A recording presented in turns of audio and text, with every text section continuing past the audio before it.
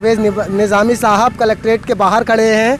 इनका कहना है कि अगर AIMIM की पार्टी की तरफ से कोई कॉल आ जाती है तो ये फॉर्म मैं भरकर और रामपुर से चुनाव लड़वाऊंगा, लेकिन असदुद्दीन ओवैसी की पार्टी की तरफ से कोई भी कॉल नहीं आई है कि रामपुर से कोई उम्मीदवार उतारा जाएगा या नहीं उतारा जाएगा। इंतज़ार कर रहे हैं, दोपहर के 3 बज रहे हैं। इनका कहना है कि अगर असदुद्दीन ओवैसी की पार्टी की तरफ से या शौकत साहब की किसी की भी कॉल आती है तो रामपुर से मैं अभी भी तैयार हूँ। कैंडिडेट की भरमार है रामपुर में, लेकिन ऐसे में सवाल ये खड़े होते हैं, रामपुर मुरादाबाद जो उत्तर प्रदेश की अहम सीटें मानी जाती हैं, मुस्लिम बहुल्य सीटें हैं, वहाँ पर भी असदुद्दीन ओवैसी की पार्टी अपना कैंडिडेट क्यों नहीं उतार रही है? जी शायद देर हो गई। अभी मैं घड़ी देख रहा था, 2 मिनट रह गए। जब मैं पर्चा ले रहा था तो मैंने वहाँ पूछा था कि ये पर्चा मैं कितने बजे तक जमा कर सकता हूँ, तो उन्होंने 3 बजे बताए थे। इस वक्त देखिए हमारी घड़ी जो है 2:57 यानी सिर्फ 3 मिनट बचे हैं। तो वो शेर याद आता है, बहुत देर कर दी हुजूर आते आते।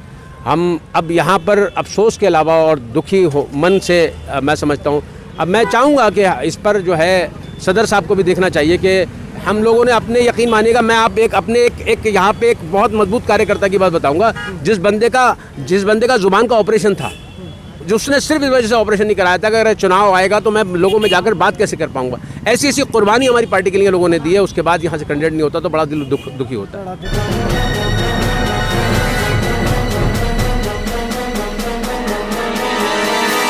मीडिया वॉइस, आपकी आवाज। इस वक्त हम रामपुर लोकसभा के अंदर मौजूद हैं और रामपुर में इस वक्त सियासी हलचल बेहद तेज़ नज़र आ रही है। जब से अखिलेश यादव आज़म खान से सीतापुर जेल में मिलकर आए हैं तब से लेकर अब तक आज नॉमिनेशन का आखिरी दिन है और आज आखिरी दिन समाजवादी पार्टी ने अपना कैंडिडेट उतार दिया है और दिल्ली शाही जामा मस्जिद के इमाम को उन्होंने कैंडिडेट बनाया है, जो कि संसद के पास में जामा मस्जिद है। बात करें बसपा की तो बसपा ने जीशान खान को यहाँ से उम्मीदवार बनाया है। AIMIM ने अभी तक कोई उम्मीदवार नहीं उतारा है। आज लास्ट दिन है नॉमिनेशन का, करीब 3 बज रहे हैं। मेरे साथ में AIMIM के नेता हैं जो कि हाथ में कागज़ लेकर अभी भी खड़े हैं और कलेक्ट्रेट के बाहर खड़े हुए हैं कि उम्मीद है इन्हें कि हो सकता है कि अभी भी AIMIM की पार्टी की तरफ से कोई कॉल आ जाए कि आप पर्चा भर दीजिए। परवेज़ निज़ामी जी, कैसे देखते हैं आप? अभी तक आपके पास कोई कॉल नहीं आई है पार्टी से? मैं तकरीबन कई महीनों से अपने प्रदेश जो हाईकमांड्स हैं, हमारे शीर्ष नेता हैं, उनको बार बार ये कह रहा हूँ कि सबसे अच्छा मौका रामपुर में नहीं आने वाला।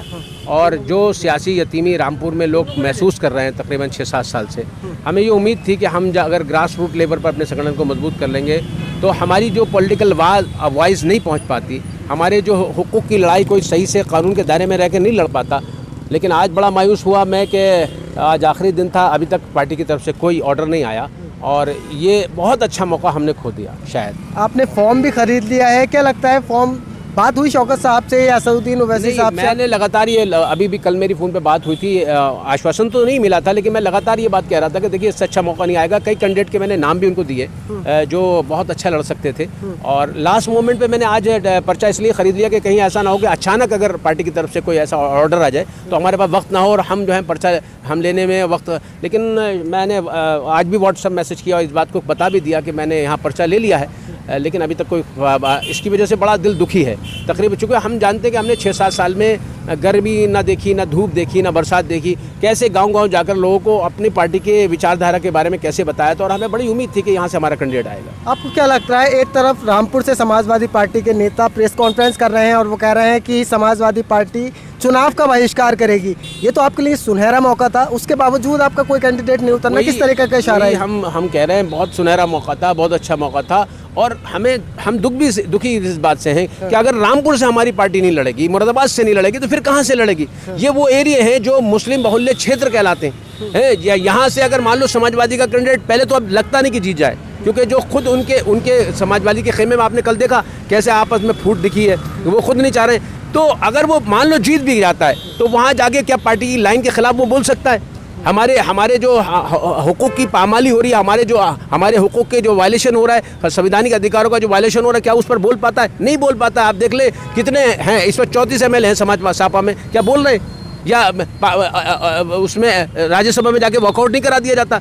तो यही बात हम बता रहे थे लोगों को, और ये बात लोग रामपुर के समझने भी लगे थे, और रामपुर के लोगों में बेचैनी थी कि हाँ हमारा अपना कैंडिडेट आना चाहिए। लेकिन उसके बाद बड़ा दिल दुखी है कि पता नहीं कहाँ हमारे काम में कमी रह गई कि हमारे बड़ों का हम एतमाद अभी तक नहीं जीत पाए। आज आखिरी दिन है, अभी सुप्रीम कोर्ट के वकील यहाँ पर पहुँचे हैं, नॉमिनेशन किया है निर्दलीय, वो रामपुर से चुनाव लड़ेंगे। तो किस तरीके का मुकाबला होगा यहाँ पर, कौन जीत लेगा रामपुर से? देखिए अभी तो इलेक्शन आज से शुरू होगा, क्योंकि अभी स्थिति साफ नहीं थी कि कौन कौन कैंडिडेट हो सकता है। हम तो अपनी बात कर रहे थे, हम सोच रहे थे कि अब हम लोगों में और विश्वास के साथ जाएंगे, लोगों में जाकर अपनी विचारधारा बताएंगे। जो हमें बदनाम किया जाता है कि हम सांप्रदायिकता की राजनीति करते हैं, हम लोगों में बताएंगे ये सांप्रदायिकता की राजनीति जब होती जब हम अपनी कौम को भड़काते। हम कौम को भड़काते नहीं, अपने संवैधानिक अधिकारों की बात वो भी संविधान के दायरे में रह के करते हैं। लेकिन अब जो भी कैंडिडेट है, देखते हैं कि इसमें से कौन कौन हमारे हुकूक की बात करता है, कौन ज़मीन पर हमारी लड़ाई लड़ता है, कोई ऐवान में हमारी जाके लड़ाई लड़ता है। जाहिर सी बात है रामपुर की आवाम बहुत बेदार है, वो उसी को डिसाइड करेगी। आप रामपुर से AIMIM के नेता हैं, अब जब ऐसे में आपकी पार्टी ने कोई कैंडिडेट नहीं उतारा है तो AIMIM का रामपुर के वोटर्स किसकी तरफ जाएंगे? अब इसके लिए हम देखते हैं हमारी पार्टी के जो सीनियर्स हैं वो हमें क्या ऑर्डर देते हैं, उसको हम फॉलो करेंगे, क्योंकि हम पार्टी के अनुशासित सिपाही हैं। हमें जो ऊपर से आदेश आएंगे उसको हम फॉलो करने की कोशिश करेंगे। कहा यह जा रहा है कि असदुद्दीन ओवैसी भाजपा जहाँ जैसे कि गुजरात में कैंडिडेट उतार दिए हैं, बिहार में उतार दिए हैं, जहाँ मजबूती के साथ में AIMIM ने 2022 में इलेक्शन लड़ा, चेयरमैन भी बनवाए, यहाँ पर बनवाए, तो क्या लोकसभा में आपको नहीं लगता यहाँ सबसे पहले उत्तर प्रदेश में अपना कैंडिडेट उतारने चाहिए? बिल्कुल उतारना चाहिए। मैं बताता हूँ रामपुर में तकरीबन 50 तो ये तो मतलब डेटाज हैं कि 50% से ज़्यादा मुस्लिम हैं यहाँ पे, और अगर देखा जाए तो अब इस 50% से बहुत ज़्यादा होंगे। और फिर SC ST OBC भाई भी, और वो समाज जो इंसाफ पसंद समाज है, जो उसका चाहे उसका ताल्लुक किसी धर्म से, वो हमारा साथ देता। तो हमें उम्मीद थी कि हम यहाँ से टिकट 100% निकाल सकते थे, जो हमारी पार्लियामेंट में जाके कम से कम हमारी आवाज़ तो रखता। इतना सुनहरा मौका हमने खोया है, इस बात का मुझे मैं समझता हूँ आज तो बहुत ही दिमाग में मतलब टेंशन सी है, और बड़ा मन उदास है इसकी वजह से। तो क्या लगता है आपको, क्या होने वाला है 2027 में? इसका नुकसान देखने को मिलेगा? जाहिर सी बात है नुकसान हमें तो सबसे वाला, हमारे समाज को सबसे ज़्यादा नुकसान, क्योंकि अब आप खुद बताइए कि हमारी आवाज़ कौन उठा रहा है पार्लियामेंट में जाकर? सिर्फ असद ओवैसी साहब, इम्तियाज़ जलील साहब के अलावा कोई बोलता है? चाहे हमारे बच्चे लिंच हो जाएं, चाहे हमारे मदारिस का जो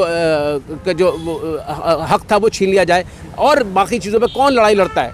एक अकेला अगर बंदा अगर है असद ओवैसी, अगर यहाँ से कैंडिडेट बनते हो, फिर यहाँ से उनका एक साथी बनता पार्लियामेंट में जाकर, तो असद भाई के साथ होता, खड़ा होता, तो वो भी उनकी आवाज़ में आवाज़ मिलाकर उनकी आवाज़ को और बुलंद करता। जितनी मजबूती के साथ में AIMIM के बड़े से बड़े लोग ये आपकी पार्टी ज्वाइन करते हैं, और उसी की रफ्तार के साथ में आपके पार्टी के लोग छोड़ भी देते हैं। अभी बीते दिनों पहले फरहान हैं जो आपके प्रवक्ता थे AIMIM के उत्तर प्रदेश के, उन्होंने भी अपने पद से इस्तीफा दे दिया। देखिए पार्टी में तो खैर ये सब चीज़ें हर पार्टी में चलती हैं, लोग आते हैं जाते हैं, ये ज़िंदगी का मामला ये है, लोग आते हैं जाते हैं। लेकिन जो सही विचारधारा के साथ है, उनको पता है कि अगर हम कहीं और जाकर जीत भी जाते हैं तो जो हमारा, देखिए कुछ लोग राजनीति में आते हैं सिर्फ शोहरत और पैसे की लालच में, लेकिन कुछ लोग आते हैं जो मुल्क से प्यार करते हैं, कौम से प्यार करते हैं, इंसानियत के से। हमारी पार्टी में अक्सर वही जुड़ेगा जो मुल्क से प्यार करेगा, जो कौम से प्यार करेगा। हम ये चाहते हैं कि वंचित और शोषित समाज की जो संवैधानिक अधिकार है, उनकी लड़ाई हम इसी पार्टी में मजबूती से उठा सकते हैं। जो बाबा साहब भीमराव अम्बेडकर का ख्वाब था कि जब तक आखिरी इंसान तक हर वो चीज़ नहीं पहुंचेगी जो उसका फंडामेंटल राइट है, तब तक ये देश जो है तरक्की सही नहीं कर सकता, और लोकतंत्र का असल जो ख्वाब था वो पूरा नहीं हो सकता। ये ख्वाब कैसे पूरा होगा जब जनता कह रही है कि हमारा कैंडिडेट उतारो AIMIM की तरफ से, और AIMIM कैंडिडेट नहीं उतार रही है, ना ही मुरादाबाद में, ना ही रामपुर में, उत्तर प्रदेश में कहीं से भी चुनाव कैंडिडेट नहीं उतार रही है? इंशाल्लाह इस पर हम बैठकर सोचेंगे कहाँ हमारे कामों में कमी रह गई, कहाँ हम अपने बड़ों का एतमाद नहीं जीत पाए, कहाँ हम और अच्छी मेहनत करें। इस पर हम इंशाल्लाह अपने बड़ों के साथ भी बैठेंगे, और इस पर हम जो भी हमारी जहन में है इसको देखेंगे कि कहाँ हम गलती कर बैठे। आज़म खान ने अखिलेश यादव से, ये खबरें निकल कर आ रही हैं कि आज़म खान ने अखिलेश यादव से कहा था कि अखिलेश यादव आप रामपुर से चुनाव लड़िए, देखिए बाद में कैंडिडेट उतार दिया गया। देखिए यही तो मैं कहना चाह रहा हूँ कि यहाँ जो असल में पिछले इलेक्शन में जो बायो इलेक्शन हुआ था, वो जग जाहिर है, वो आपको सबको पता है कि किस तरह वो इलेक्शन हुआ था। तो ये डर भी था कि इस बार भी कहीं, और ये मैं चाहता भी हूँ आपके इसके ज़रिए से चुनाव आयोग को, कि कम से कम आम इंसान को लगे कि मैं वोट आसानी से डाल सकता हूँ। तो इलेक्शन फेयर डर खौफ से हटकर जो है वो दिखना चाहिए। इस बार हम ये खुद चाहते हैं कि चुनाव आयोग जो है यहाँ, चूँकि पिछली बार जो इलेक्शन हुआ था सारी फुटेज मौजूद है, यहाँ साफ़ सुथरा इलेक्शन होना चाहिए। लोगों को डर ना लगे कि मैं वोट डालने जाऊँगा तो मेरा वोट न डालने दिया जाएगा। तो ये फॉर्म लेकर यहाँ पर परवेज़ निज़ामी साहब कलेक्ट्रेट के बाहर खड़े हैं।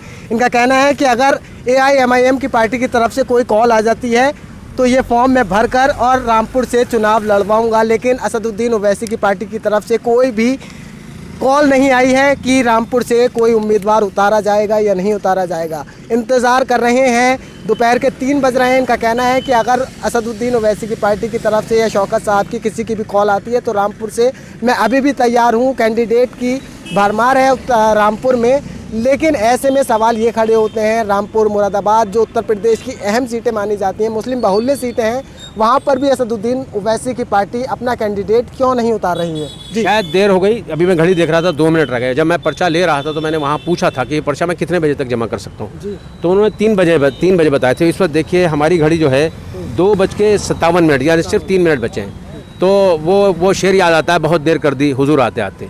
हम अब यहाँ पर अफसोस के अलावा और दुखी हो मन से मैं समझता हूँ, अब मैं चाहूँगा कि इस पर जो है सदर साहब को भी देखना चाहिए कि हम लोगों ने अपने यकीन मानेगा। मैं आप एक यहाँ पे एक बहुत मजबूत कार्यकर्ता की बात बताऊँगा, जिस बंदे का ज़ुबान का ऑपरेशन था, जिसने सिर्फ इस वजह से ऑपरेशन नहीं कराया था कि अगर चुनाव आएगा तो मैं लोगों में जाकर बात कैसे कर पाऊंगा।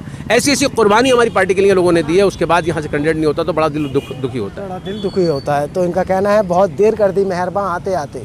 2:57 है और आखिर वक्त 3 बजे का है। हाथ में फॉर्म है इनके और रामपुर से AIMIM की तरफ से कोई कैंडिडेट नहीं उतारा गया है। आपकी क्या कुछ राय है? आप अपनी कीमती राय में ज़रूर दीजिए। मीडिया वॉइस को सब्सक्राइब नहीं किया है तो आप सब्सक्राइब कीजिए। अल्फराज शेख के साथ देखते रहिए मीडिया वॉइस। बहुत शुक्रिया।